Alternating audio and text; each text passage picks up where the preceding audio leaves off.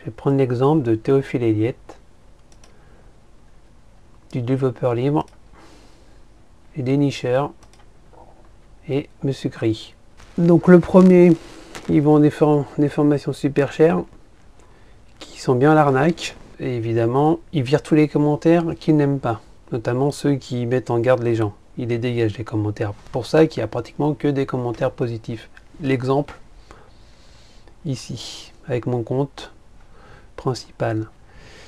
Mon commentaire est ici. Voilà ce que je dis, vous faites pause si vous voulez le lire.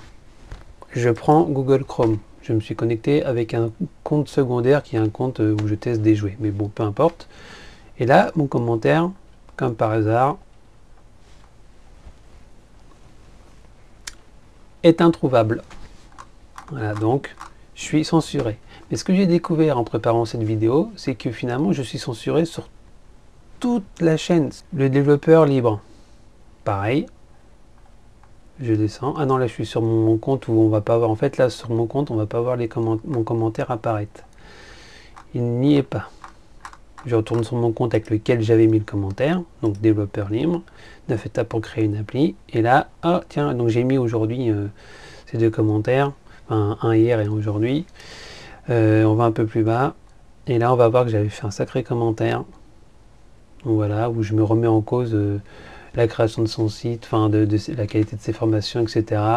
Notamment parce qu'il parle de la programmation orientée objet en 8 minutes seulement, alors qu'il faut compter des heures.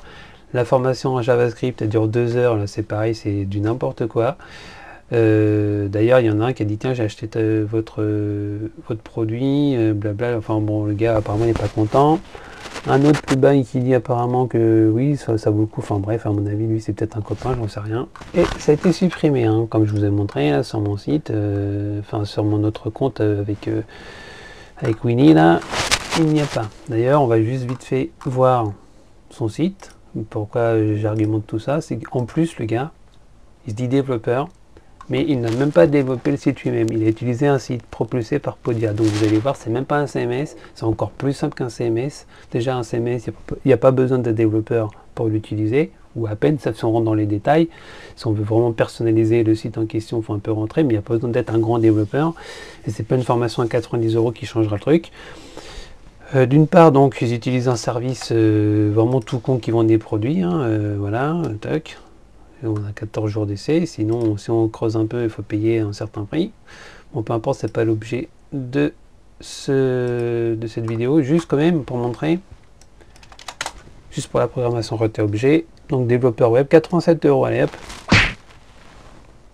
7 heures de formation, waouh, magnifique. Introduit, ok, donc alors attendez, JavaScript, 2 heures de JavaScript. Programmation orientée objet, qu'il faut compter des heures d'explication, d'entraînement, etc. 2 heures seulement. 2 heures, 8 minutes, pardon. À qui est destiné? Donc c'est destiné aux débutants qui ont déjà codé, mais qui veulent approfondir leurs connaissances. Ça m'étonnerait que ça aille beaucoup plus loin. En fait, ça survole tous les sujets, sans rentrer dans les détails, à mon avis, concrètement, comment ça sert. Bref, vous voulez programmer en JavaScript ou autre, il y a plein de tutos gratuits sur Internet de très bonne qualité.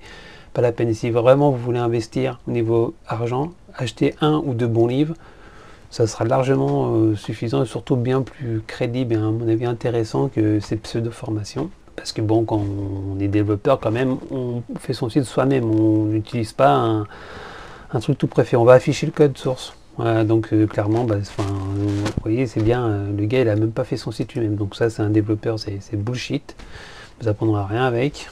De plus que tout ce qui est gratuit déjà sur le net. Juste des gens qui veulent se faire du fric facilement. Et de façon salaud. Troisième exemple, les dénicheurs. Alors les mecs, croyez pas qu'il a testé ses produits. La plupart mettent des commentaires en disant ouais, vous pouvez me dire ce que vous en pensez de tel ou tel produit. Mais le gars, la plupart du temps, il n'a jamais tenu aucune tablette entre ses mains. Et il le dit bien. Et en fait, son argument de vente à lui, c'est comme d'habitude, on indique dans la description les liens vers les prix et caractéristiques des différents modèles qu'on vous présente dans la vidéo. Jetez-y un coup d'œil, les prix seront plus à jour et il y a parfois de bonnes promos. Profitez-en. Donc là, son argument, le gars, c'est de cliquer sur le lien. Il n'a jamais testé les produits. D'ailleurs, on le voit bien. Alors par contre, ces vidéos, effectivement, sont bien faites. Là, il n'y a pas à dire le contraire. C'est bien fait les vidéos, sauf qu'il a testé aucun produit pratiquement. Donc, il faut pas tellement faire confiance. Son seul intérêt, c'est que vous cliquiez sur les liens pour qu'il ait une commission si vous achetez quelque chose. J'aurais rien contre cette pratique si effectivement il teste vraiment le produit et qu'il met en description, etc. Ça, il n'y a pas de souci. On teste un produit, on en parle sur la chaîne, bon, bah, on informe les gens, on met son lien d'affiliation, pourquoi pas. Mais là où c'est pas normal, c'est pas honnête, c'est quand le produit n'est même pas testé. Et c'est quand même bien tourné parce qu'effectivement il dit top 5, donc il dit pas clairement qu'il n'a pas testé les produits, enfin qu'il a testé les produits non plus. Sauf que des fois quand on entend parler, il dit j'ai testé ou j'ai fait ceci, j'ai fait cela avec le produit, donc clairement c'est faux. Alors mon commentaire il est où? Voilà, il est ici, donc j'ai mis ça comme commentaire, blabla, c'est bidon. Et on va voir ici dans les commentaires.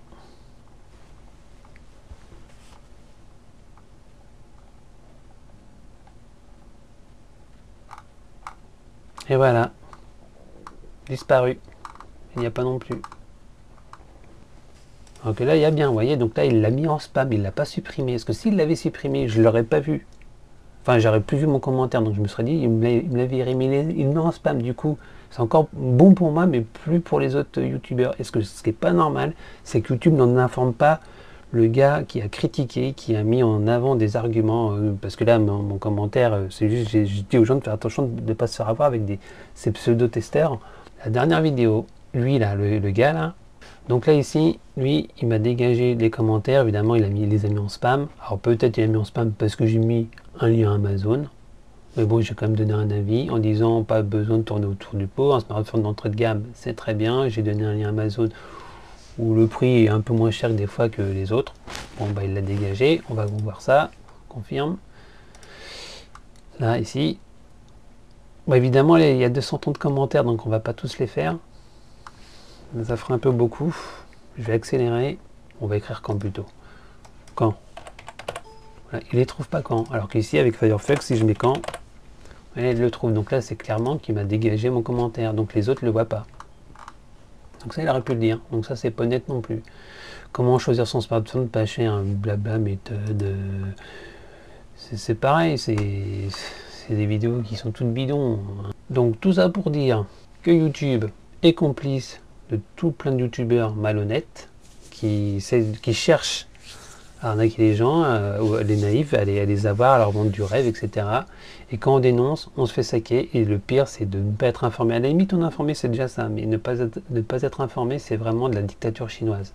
Mais en pire, parce que la Chine, eux, ils le disent, qu'ils font ça, qu'ils font de la censure. Là, c'est même pas dit. Donc YouTube est très malhonnête là-dessus, ou permet aux youtubeurs d'être malhonnêtes. Alors donc pas étonnant bien sûr de voir des commentaires quasi positifs sur certaines vidéos, hein, puisque les propriétaires ne se gênent pas pour jouer les dictateurs et dégager les commentaires qui leur chatouillent les narines. Limite, ils détournent la fonction spam de YouTube, et ça c'est vraiment malhonnête. On devrait pouvoir signaler ces youtubeurs à YouTube et que ces youtubeurs au bout de 3-4 fois, 3-4 manips comme ça, ils soient dégagés, que leur chaîne soit fermée.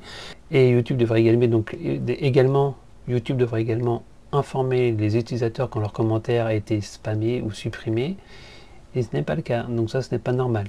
Je vous invite à faire le test où vous créez un autre compte YouTube, vous allez sur les vidéos que vous avez regardées, vous avez fait des commentaires, vous n'étiez pas d'accord avec le youtubeur, vous sachez un peu des bulles, vraiment que votre commentaire pourrait être néfaste pour la popularité du youtubeur qui cherche à avoir les gens, et vous me direz ce qu'il en est. N'hésitez pas ici aussi dans les commentaires à mettre si vous avez constaté ça avec tel ou tel youtubeur après avoir fait cette expérience. Voilà, c'est tout pour cette vidéo. Ciao ciao.